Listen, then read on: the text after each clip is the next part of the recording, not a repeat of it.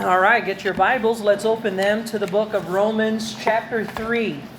Romans chapter 3. So natuklasan natin na yung katuwiran ng Diyos na inialay ng Diyos sa atin ay binabahagi ng Diyos sa pamamagitan ng pananampalataya at walang halong gawa. So, the salvation, the righteousness of God that God reveals to us as sinners, God imparts to us as sinners when we repent of sin and trust in the Lord Jesus Christ as our Savior, apart from the works of the law. The righteousness of God does not come through works, it comes by grace, through faith and repentance and faith in the Lord Jesus Christ. And it's a gift of God. It's free and it's gracious. And we're so thankful that God is a good and gracious God. So, Romans chapter 3 verse 27, isasarado natin itong chapter 3. Next Sunday, Lord willing, we'll be in chapter 4. At makikita natin yung dalawang halimbawa ng kung paano naligtas ang dalawang mga tao na ito sa lumang tipan, hindi sa pamamagitan ng paggawa nila ng mabubuting bagay o sumusunod sila sa batas ni Moses or whatever. Actually, wala pa si Moses nung kapanahonan ng ni Abraham. Ang point ng chapter 4 ay yung katuwiran ng Diyos ay ibinabahagi ng Diyos sa tao na nagsisisi at sumasampalataya na walang halong gawa. And makikita natin yung illustration na gagamitin ni Paul kay David at saka kay Abraham sa chapter 4. Pero ngayon sa chapter 3, kung hindi pala ang tao ay naliligtas sa pamamagitan ng batas o ng mabubuting gawa, edi ibig sabihin ba walang kwenta ang batas? So yan ngayon ang sasagutin ni Paul. So look at Romans chapter 3 verse 27. The Bible says, "Where is boasting then?" So, if a person is saved by grace through faith in the Lord Jesus Christ, where's boasting? Well, can anybody boast and say, pag sinabing boasting, ibig sabihin ng boasting, pagmamalaki. Sino ngayon ang pwedeng magmayabang? Na tingnan mo ako, napakabait kong tao, napakahusay kong tao, napakaganda kong tao, and so on and so forth, maayos ako, kaya ako niligtas ng Diyos kasi ako'y napakahusay. Ngayon, kung binasa natin yung chapter 1, chapter 2, chapter 3, meron bang isa sa atin na walang bahid ng kasalanan? Wala, no? Kung hindi ka natamaan sa chapter 1, chapter 2, chapter 3, baka anghel ka. No, makasalanang tao tayong lahat. And may ilan sa atin mahusay na makasalanang tao, may ilan sa atin na walang hiya na makasalanang tao. Pero kung mahusay ka o walang hiya ka, it doesn't matter kasi parehas tayong makasalanan. Do you understand what I'm saying? So, all of us need the righteousness of God. And where is boasting? Can anybody boast? Well, sabi ng Bible, it is excluded. Shut out. Nobody's going to walk around heaven saying, "I'm so great, I'm so good, I deserve heaven." Nobody's going to do that. There's no boasting. Walang pwedeng magmalaki. So, by what law? The law of works? Nay, that's no. But by the law of faith. So, merong law of works, merong law of faith. And yan ang makikita natin. Yung law of faith, yung batas ng pananampalataya, yung principle na yan, yon ang ino-honor ng Diyos. Kaya kaililigtas ng Diyos dahil may pananampalataya ka kay Jesucristo. Alright? Yon ang ino-honor yan ng Diyos. Yan ang binasbasan ng Diyos. Pero yung sasabihin mo, tatanggapin ako ng Diyos kasi sumusunod naman ako sa batas ng Diyos. At gawa ko ng mabubuting gawa. Sana tanggapin ako ng Diyos. Hindi yan kaligtasan. That's not salvation. That's the law of works. Na kailangan gumawa ako ng magandang bagay. Tapos bukas gagawa pa ako ng mas maganda. Tapos kinabukasan, mas maganda. Tapos next year, talagang i-improve ko yung service ko sa Panginoon. Para maligtas ako. That is the law of works. At hindi tinatanggap ng Diyos yung mabubuti nating gawa. So we're going to look at this. Let's pray and ask the Lord to bless. And Father in heaven, we thank you, Lord, na yung salita ng Diyos ay malinaw. Hindi kami naliligtas sa pamamagitan ng batas, pero hindi ibig sabihin walang kwenta ang batas. Napakahalaga ng batas at ito po ay aming tinataguyod at may gamit ang batas bilang mga anak ng Diyos, bilang Kristiyano. Ginagamit pa rin namin ang batas sa tama. So Lord, tulungan niyo po kaming maunawa ng mga salitang ito.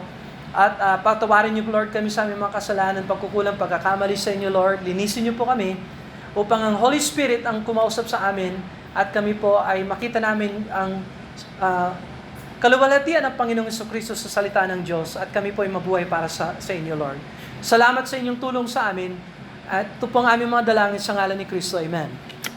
Alright, so where is boasting then? It is shut out. It is excluded. By what? By the law of works? No, but by the law of faith. Kasi, ang pwede lang natin ipagmalaki ay si Jesus Christ. Yun lang ang pwede natin ipagmalaki. Hindi natin pwedeng ipagmalaki yung sarili natin, yung mabubuting gawa natin, yung kung paano mahusay tayong sumunod sa batas ng Diyos. Question, sino dito ang talagang 100% na sumusunod sa batas ng Diyos? Meron ba? Wala. Waray. Wala. Alright, so, walang pwede magmalaki sa atin. Ang pwede lang natin ipagmalaki, yung kasalanan natin, yung pagkakamali natin, yung pangangailangan natin ng hatol ng Diyos. Yung pwede lang natin ipagmalaki, yung kung gaano tayo kasama sa harapan ng Diyos at karapat-dapat sa isang lawa ng apoy. Yun, pwede natin ipagmalaki yun. Pero yung langit, yung pabor ng Diyos, yung kaligtasan, katuwiran ng Diyos, yan, binibigay sa atin libre. Free, graciously by the Lord.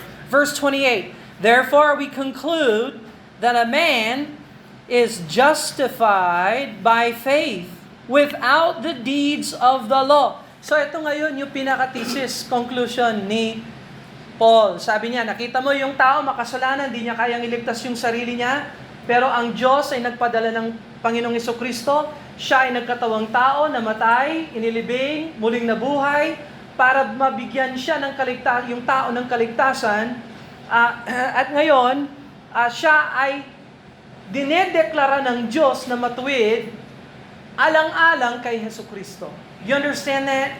So the word justify, that's a big word. That's a very important word.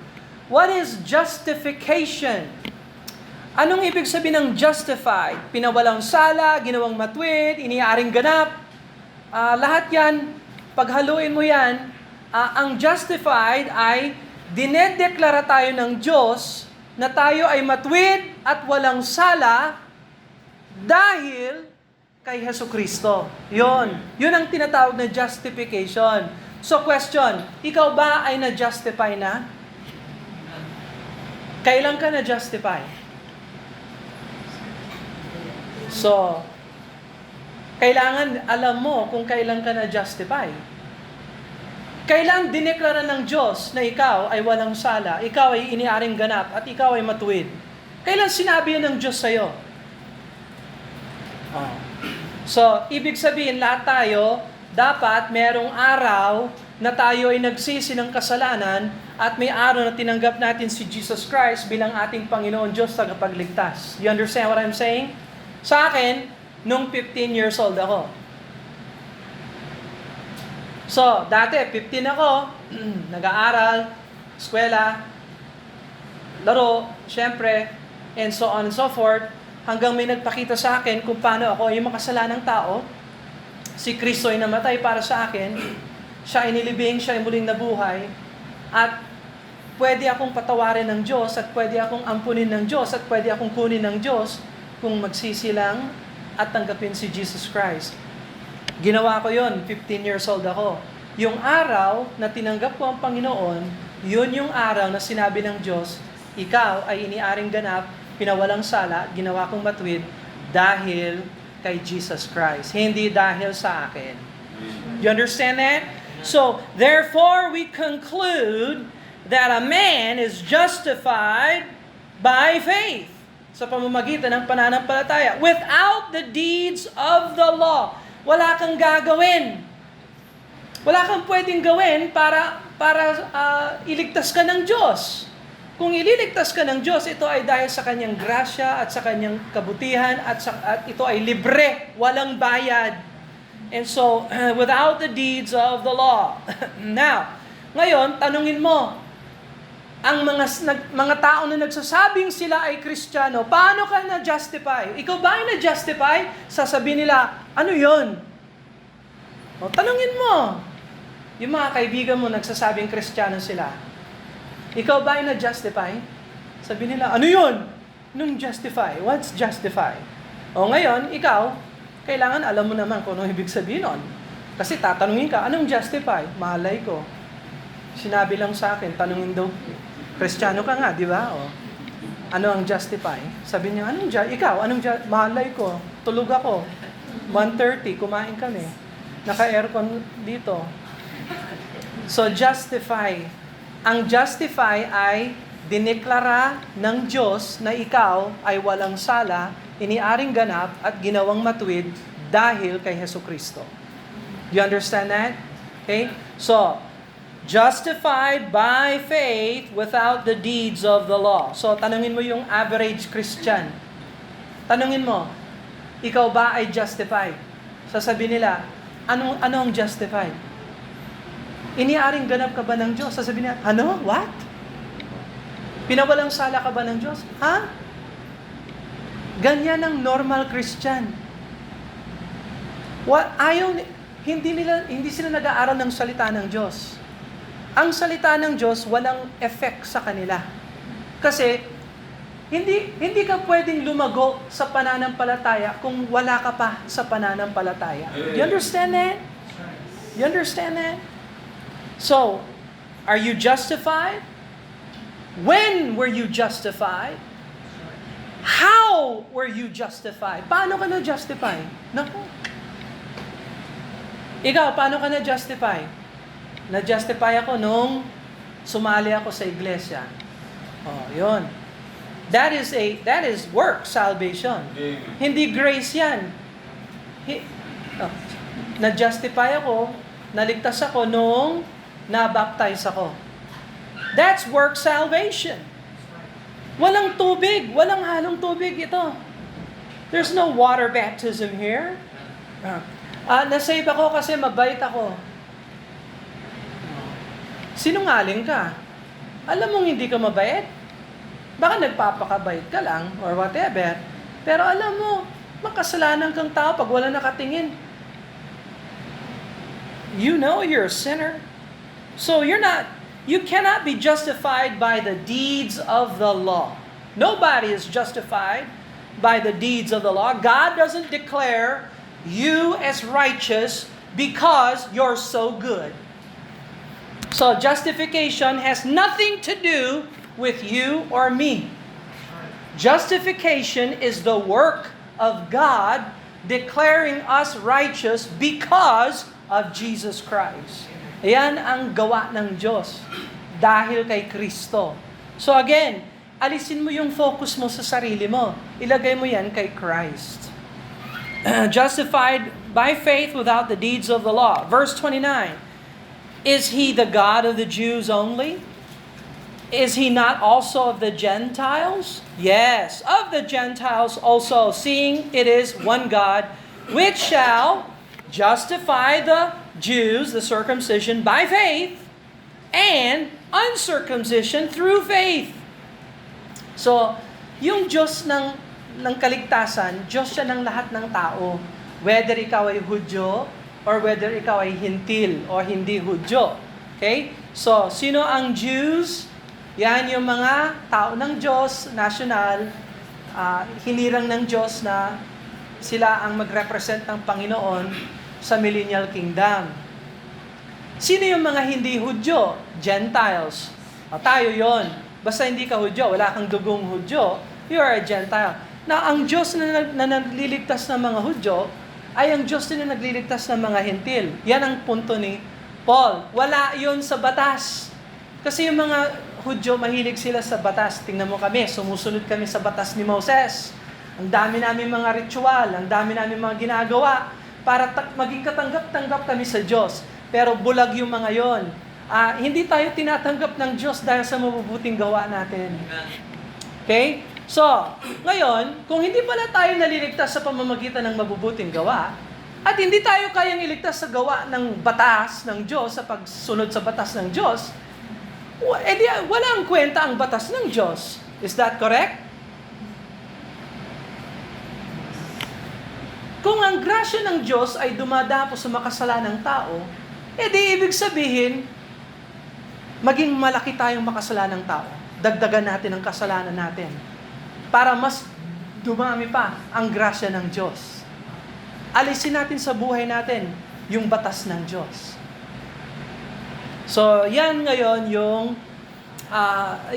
yung isip ng mga hindi saved. So, verse 31, sabi dito, do we then make void the law through faith?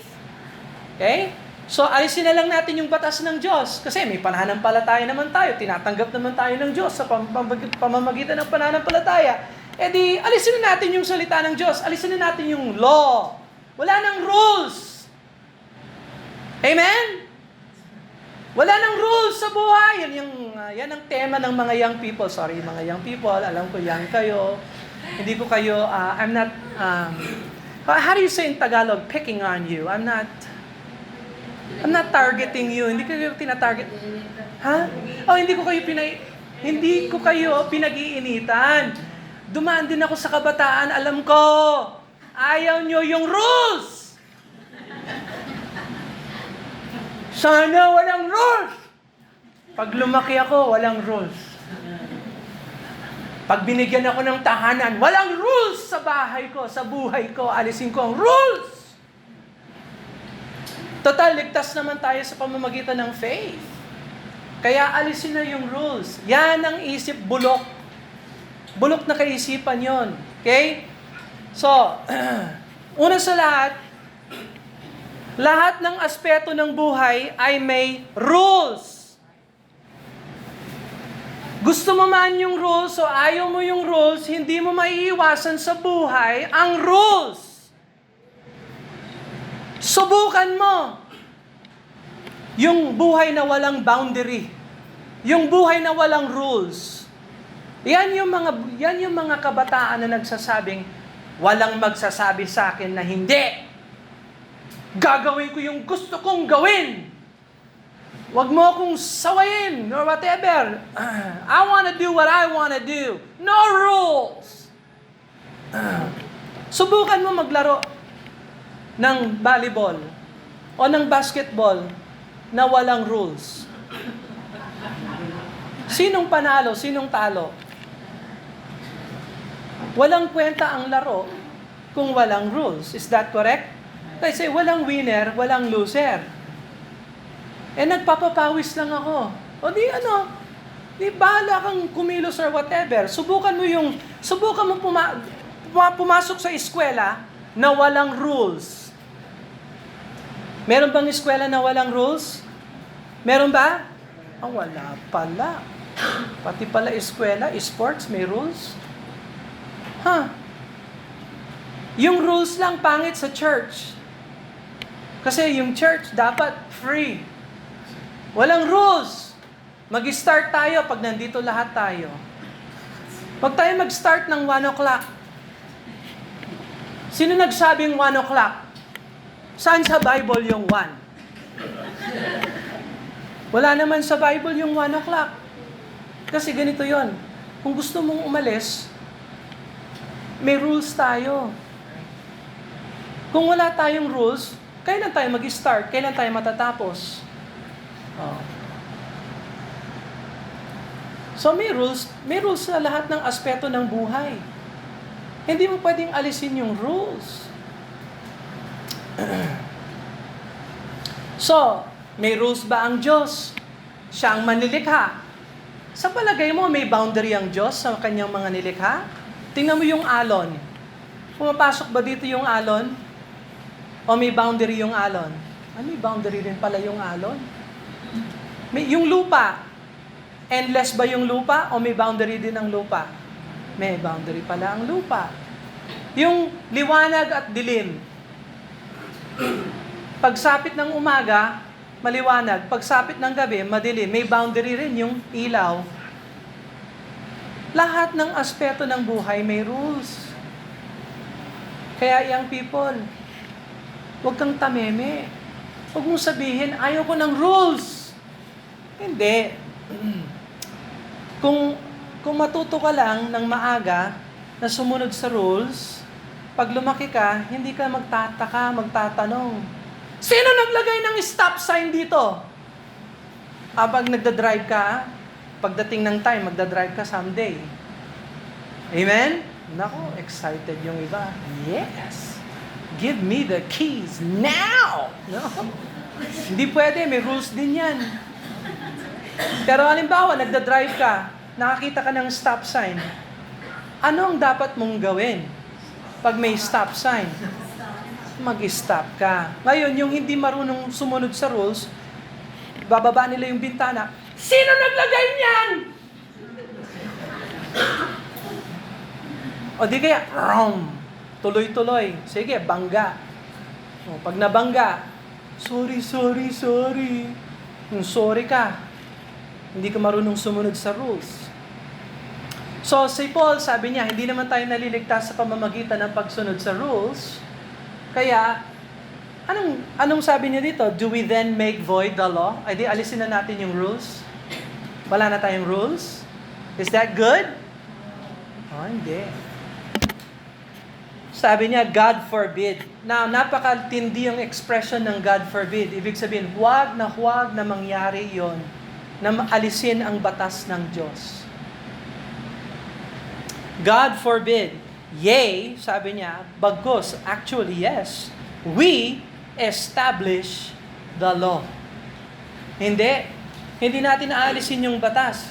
Yes, hindi tayo pwedeng iligtas ng batas, pero hindi pwedeng alisin yung batas, kundi dapat ituro ang batas ng Diyos. Para alam ng tao kung gaano siya kasama at kung gaano siya makasalanan. Ganon ang rules, ganon ang batas. Ang batas, pamantayan yon para alam mo kung gaano ka kasama. Halimbawa, nagda-drive tayo. Okay, driving na naman. Sino sa inyong malapit na mag-drive? Walang lakas loob, ha? Saan ba magda-drive tayo? Ang speed limit, sabi dito, 60. Oh. Ikaw, gusto mo mag-drive 100. Yung speed limit, sabi 60. Ikaw, gusto mo 100. Ngayon, alam mo ang batas at alam mo yung sala mo. Kung gaano ka kasama. You are 40 over. Ganyan ka kasama. Yung iba, 120. Yung iba, 70. Hindi ako masama, pero ano lang, chill na masama ng konti. Yung iba, 80. Yung iba, 90. And so, yan ang pamantayan ng Diyos, yung law. So ngayon, ipinapakita ng Diyos sa atin yung kanyang batas para makita natin yung sarili natin. Sabi ng batas, huwag magsinungaling. Ako, sinungaling ako paminsan-minsan. Or yung iba, ako, sinungaling ako all the time. At least, whether paminsan or all the time, alam mo kung gaano ka kasama. You see that? So, may gamit pala ang law. Yun ang gamit ng law. Ngayon, ito ang tatandaan ninyo. Sa batas ng Diyos, may aspeto yan na ceremonial. Yung pag-alay ng mga tupa. Okay? Nag-aalay ba tayo ng mga tupa ngayon? Ginigit natin sila, yung dugo nila, nilalabas natin, tapos sinusunog natin yung katawan nila. Inaalay natin sa Diyos yung kanilang abo or whatever. Meron bang ganun ngayon? O bakit wala? Bakit sa lumang tipan meron? Bakit sa bagong tipan wala? Oh, so hindi na tayo required ng ceremonial law. Oh, hindi na. Kasi si Jesus Christ ay namatay para sa atin. So wala na. Lahat ng mga offerings ng mga hayop, yung mga dugo nila, araw-araw yan sa templo. Biro mo sa temple, madugo ang temple. Mabaho ang temple. Biro mo ilang libo, mga daan ng mga hayop kinakatay para sa kasalanan ng tao araw-araw. Pero si Jesus Christ, nung siya ay namatay, isang beses lang siya namatay. At tinanggap na ng Diyos ibinura ng Diyos lahat ng mga kasalanan ng tao forever. Amen? Kaya hindi na tayo magsasacrifice. Natapos na ni Kristo yon. So, yung ceremonial aspeto ng batas, wala na tayo doon. O ngayon, may civil na aspeto ng batas, yung mga panggobyerno, whatever. O, question. Bilang Pilipino, susunod ba tayo sa batas ng Israel o sa batas ng Pilipinas? Pilipinas. So, wala tayong obligasyon sa gobyerno ng Israel, sa civil aspeto ng batas. Malinaw ba tayo? Okay? Amen? Okay? So, tayo ay Pilipino, sumunod tayo sa Philippine jurisdiction, Philippine law. Amen? Okay. So, yan, ceremonial, civil, wala na tayong sagot doon. Pero meron palang isang aspeto ang batas na hindi nagbabago kahit sino man, kahit kailan. Ang tawag natin doon ay moral. Moral na aspeto ng batas. Kung ano ang tama noon, yan ay tama ngayon, at yan ay magiging tama magpakailanman. You understand that? At walang boundaries yan. Hindi yan pang Israel lang, o pang Pilipino lang, or whatever, pang Amerikano lang. No! Kung ano ang kasalanan noon, yan ay kasalanan pa rin ngayon. Kung ano ang kasuklam-suklam sa Diyos noon, kasuklam-suklam pa rin yan sa Diyos ngayon at magpakailanman. Hindi nagbabago itong moral na aspeto ng batas. At yan ang aspeto ng batas na hanggang ngayon umiiral. Now, wala tayong time, pero ide-develop ni Paul itong idea ng batas sa chapter 6. Chapter 7 at saka chapter 8. Yan ang magiging laman ng pag-aaralan natin. Pero hindi mo makukuha yon hanggat hindi ka muna saved. Kaya mauuna yung chapter 4, chapter 3, 4, 5, salvation. So, tingnan mo kung hindi ka saved, kahit na moral na tao ka, impyerno pa rin ang bagsak mo. Kung ikaw ay saved, pero hindi ka pa moral, tuturuan ka ng Bible kung paano maging moral. Kung paano maging ituwid mo yung lakad mo. Para hindi yung ugali mo parang hindi saved. Para yung lakad mo at yung salita mo ay tugma. Yung buhay mo. Yes? Amen? So, sa chapter 6, 7, and 8 yon. I-develop pa yan ni Paul mamaya sa chapter 13. Tingnan mo ang chapter 13 verse 8. Look, for example, chapter 13 verse 8. Paul is explaining more about this moral aspect of the law. He didn't do away with that. Romans chapter 13, look at verse 8. Romans 13 verse 8. Owe no man anything but to love one another. For he that loveth another hath fulfilled the law. So yung pagmamahal mo sa kapwa mong tao, tinutupad mo yung moral na aspeto ng batas. Look at verse 9. For this, thou shalt not commit adultery. Thou shalt not kill. Thou shalt not steal. Thou shalt not bear false witness. Thou shalt not covet. Lahat yan, moral aspeto ng batas. Hindi ceremonial yan, hindi civil yan. Yan ay moral na aspeto ng batas. Kung mali ang adultery noon, mali pa rin ang adultery ngayon. Thou shalt not kill. Kung mali ang pagpatay sa mga nagalit ka, gusto mong patayin yung tao, mali yung ugali na yan, mali pa rin yan ngayon. Thou shalt not steal. yung pagnakaw. Pag nanakaw noon, mali. Ngayon na Kristiyano ka na, mali pa rin ang pagnanakaw. Do you understand that? This is the moral aspect of the law. If there be any other commandment, it is briefly comprehended in this saying, namely, thou shalt love thy neighbor as thyself. Inalis ba ni Paul yung lumang tipan? No. Yung moral na aspeto ng lumang tipan. Look at verse 10. Love worketh no ill to his neighbor, therefore love is the fulfilling of the law. So, law is still useful. The moral aspects of the law is still useful for us as Christians. So, hindi ho totoo yung pag na-save ka na, may grasya ang Diyos sa buhay mo, kaya pwede kong gawin ang kahit anong kasalanan na gusto kong gawin. Yun, bulok na pag-iisip yon. Okay, that's not salvation. Ang salvation, ganito, bulok ako, makasalanan ako, tumawag ako sa Panginoon, tinanggap ko si Jesus Christ, nagsisi ako, ngayon, dineklara ako ng Diyos na matuwid, maayos, at iniaaring ganap, pinawalang sala ako ng Diyos dahil kay Jesus Christ, at binigyan ako ng Holy Spirit, kaya ngayon, pwede na akong sumunod sa Diyos. Pwede ko nang gampanan yung mga requirements ng Panginoon sa akin dahil may Holy Spirit ako. May Savior ako.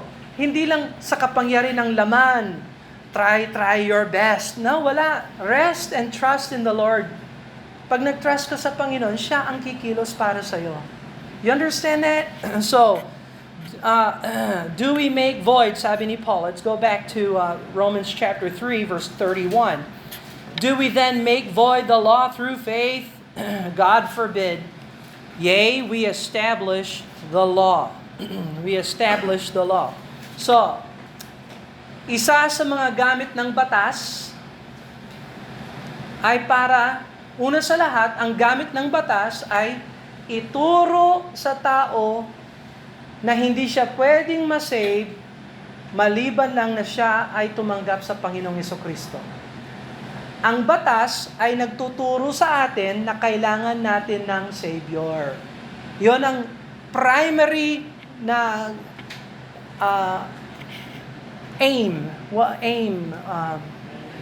layunin. Yun ang anong primary? Pangunahing layunin ng batas, thank you. I love it. Pangunahing layunin ng batas ay ituro sa atin ang pangangailangan natin kay Kristo. Yan ang pangunahing layunin ng batas. Galatians chapter 3 verse 24. Go to Galatians 3:24.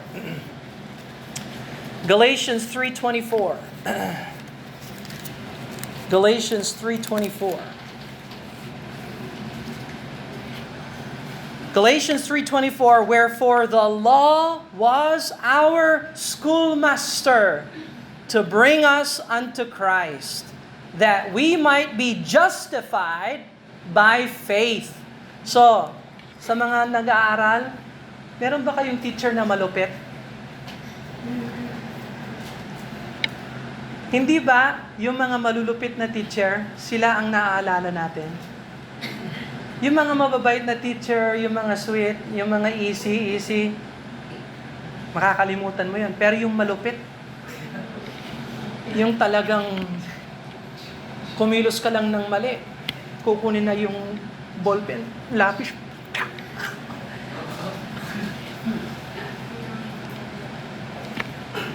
Ang batas ay malupit na guro. The schoolmaster. Bakit kang may malupit na guro? Kasi yung guro na yan, may tungkulin siya na ipakita sa'yo yung kailangan mong malaman para matulungan ka. Do you understand that? Nga ikaw naman, pumapasok ka sa eskwela, hindi para matuto. Pumapasok ka sa eskwela kasi wala ka nang alam na iba pang gawin at saka naghahanap ka ng good time. At saka nandiyan naman yung mga kaibigan mo. At saka, wala naman talagang alam na gawin sa lipunan, maliban lang na ilagay ka sa isang eskwela para magbigay ka ng oras doon, i-google mo doon. Kung may mapulot ka, thank you, salamat. Pero kung walang saysay, pag nag-graduate ka, hindi mo alam basahin yung pangalan mo sa diploma. Hindi mo magagawa yon. Sabi mo, sa kaninong pangalan ito? Sa'yo yan. Ay, naka-highlight pa ha. Anyway, pag meron kang teacher na matino, yung teacher mo, tinuturo sa'yo yung paksa para matulungan ka. Do you understand that? Kasi ang problema ng mga kabataan ngayon, papasok ako sa eskwela kasi it's fun. It's fun to go to school. Kaya yung lipunan natin bulok. Kasi ang agenda ng eskwela, fun. Wala ho sa katinuan yon. Hindi pumapasok ang mga estudyante sa eskwela kasi ito ay fun. Pumapasok ang estudyante sa eskwela kasi bobo yan, wala siyang alam, pero pag naka-intindi siya ng nagtuturo at yung paksa na gets niya, magiging ka-level niya yung teacher niya, malalampasan pa niya yung teacher niya. Kung nakikinig yung bata. Do you understand that? Okay? So, ang batas ng Diyos ay isang malupit na guro na nagsasabing, "Hoy! Huwag kang magsinungaling! Hoy! Huwag kang mangulunya! Hoy! Huwag kang magnakaw! Hoy! Huwag kang ano yung covet? Magnais. Huwag kang, ano? Maghangad. Masama ba yung maghangad? Maghangad. Gusto ko ang hangad ko mag-graduate. O masama ba yun? Mag-agaw. Yun. Thank you. Mag-agaw. Huwag kang mag-agaw! Lalo na yung answer na sa exam. Huwag kang mag-agaw. Yan. Malupit yung law. Malupit yung teacher. Hindi niya tayo bibigyan ng chance. Yung law, palaging matuwid yan, palaging perfect yan. Ikaw, hindi. Tingnan mo, yung pag-upo mo lang, hindi matuwid. Oh. Yung tulog mo, malakas ang hirik. Malupit yung law. Malupit yung law. At hindi kaya tayong iligtas ng law. Pero yung law, tinuturo sa atin, ang kailangan mo, si Jesus Christ. Yan, yung kinukuha ng law, yung attention natin at sinasabing, tingnan mo kung gaano ka kapalpak. Pero tingnan mo kung gaano ka perfect si Jesus Christ. At ang kailangan mo, hindi yung kabutihan mo. Kailangan mo, kasi ikaw bulok ka. Yan ang batas ng Diyos. Ikaw bulok ka. Hindi ka perfect. Never kang perfect. Tapos yung iba, hindi ako saved kasi hindi ako karapat-dapat masave. Sabi ng law, talaga, totoo. Punta ka sa impyerno. Yan, ganyan ang law. Talagang hindi ka matuwid. Ako gusto kong magsumikap. Sabi ng law, kahit anong gawin mo, pag magsumikap ka na magsumikap, 100 taon makaraan, impyerno ka pa rin. Ganyan ang law. Matigas ang law, matuwid ang law. Walang bali ang law. Walang sinasabi yung law, ikaw, makasalanan, pero maganda. Cute. Okay ka. Wala akong problema sa'yo. Hindi ganun ang law. Walang cute-cute sa law. Yung buhok mo, whether nakasuklay ka o hindi, o baka wala kang buhok, it doesn't matter, impyerno ka pa rin. Yan ang batas. Ganyan katindi ang batas. Do you understand that? So, ituturo ngayon sa batas, huwag mo nang ipagmalaki yung sarili mo. Tingnan mo si Kristo. Siya ang namatay, nilibing, muling nabuhay para sa'yo. Tanggapin mo si Kristo. So, yan ang pangunahing layunin ng batas ay ituro tayo kay Jesus Christ. Na matapos na tinanggap natin si Jesus Christ, ang batas ay hindi tapos. Amen. Tuturuan tayo ng batas ng Diyos kung paano mabuhay para sa kaluwalhatian ng Panginoon. Yun. That's so, and so, ide-develop yan ni Paul sa chapters sa chapter 6, 7, tsaka chapter 8. Alright? So, malinaw tayo? Okay? So, ang tao makasalanan, nangangailangan ng katwiran ng Diyos, makukuha lang niya ito hindi sa pamamagitan ng paggawa ng batas, kung hindi sa pagsisi at tanggap kay Jesus Christ. So, have you been justified? Ikaw ba ay na-justify? Alam mo yon? Pag hindi ka pa sure, pwede kang maging sure. Paano yan, Brother Bill? Magsisi at tanggapin si Jesus Christ today. Kung say, Brother Bill, natanggap ko na siya noon, di na-justify ka.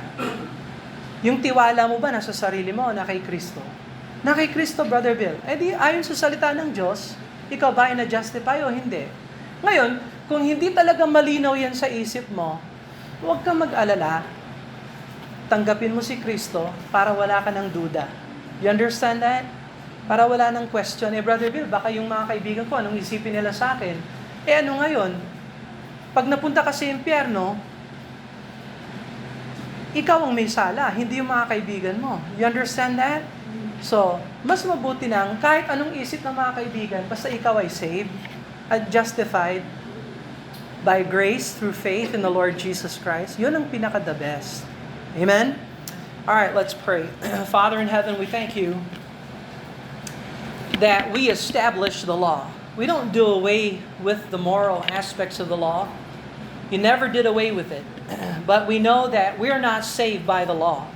We are saved by grace through faith in the Lord Jesus Christ. And we thank you for your free grace. We thank you for that free offer of salvation. You give the water of life freely to all who would ask, to all who would receive. And we humble ourselves and thank you for it, Lord. And I thank you for justifying us on the basis of Jesus Christ and His blood and sacrifice on the cross for our sins. That we're justified by faith through the redemption that is in Christ Jesus, freely and graciously, without the deeds of the law. We thank you for that. We don't deserve it, but we thank you for it, Lord. So we ask that you bless this message to our hearts. Help us to see Christ. Help us to see the glory of Christ through the grace of our Lord Jesus Christ. So grace comes before glory. So give us that grace, Lord, I pray. And we ask you and thank you for this work in Jesus' name. Amen and amen. Habang nakayuko ang ulo, nakapikit ang mata, meron ba magsasabi, Brother Bill, hindi ako sure